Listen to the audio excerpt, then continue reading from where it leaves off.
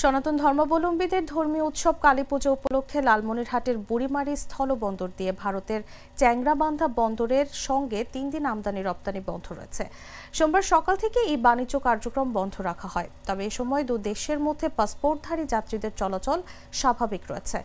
Burimari স্থলবন্দরের C&F agent অ্যাসোসিয়েশনের সাধারণ সম্পাদক নিয়াজ নাহিদ জানান, সনাতনীদের কালীপুজো উপলক্ষে সোমবার থেকে বুধবার পর্যন্ত আমদানি রপ্তানি কার্যক্রম বন্ধ থাকবে, তবে এ সময় কাস্টম হাউস ও বন্দরের অভ্যন্তরে অন্যান্য কার্যক্রম চালু রয়েছে।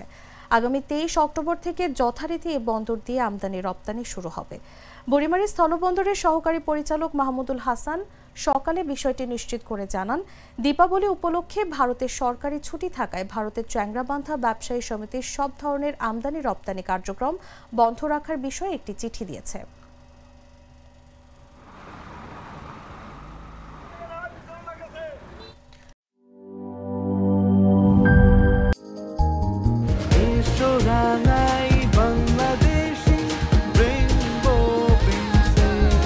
রেইনবো পেইন্টস, ছড়াও জীবনের রং।